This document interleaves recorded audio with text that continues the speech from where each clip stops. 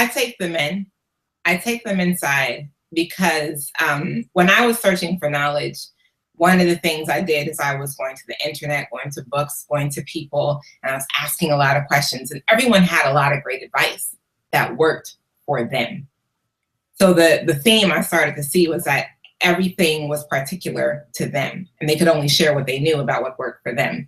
And I said, well, if I'm going to find what's going to work for me, I'm going to have to find what works for me. So it might be that I can sort of check in with the knowledge that I have, kind of reference it and see it as, okay, this is a guide, but ultimately I have to figure out what's best for me. So when I work with people, I have daily breakthrough sessions. It's a counseling session that I do for women and men who are interested in changing their body, losing weight, if they have an emotional eating issue, a stress eating issue. I take them through the session, and in the session, we eat.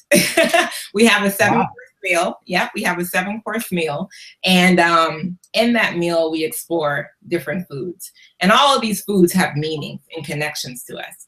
And through the session, as I'm a trained psychologist, so a huge part of my job is to listen and to help the individual see where their blocks are to what they want. Because we all want to be healthy. We all want to look a certain way. We all want to experience like that optimal energy. But somehow, as much as we say we want to do this, we don't. And we have the resources, we have the tools, we have the knowledge, we have the information, but for whatever reason, we get blocked and we get stopped. So being able to work through those blockages and know what they are will help you stay on track. And being able to know what works for you by listening to your body and spending more time inside versus outside will help you figure out. Because let me say this, you ever had, like, let's just take Thanksgiving dinner.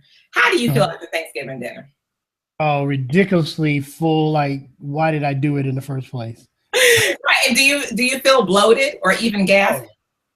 All the above at my age. All the above. Right. We all do. And that is our body saying, no, thank you. This is not what we're supposed to do. This does not work for us. But we override that signal anyways. That message comes, we're like, whatever, we do it again the next day. And Thanksgiving dinner, sadly enough, is becoming the norm for a lot of American households. Overeating is a problem.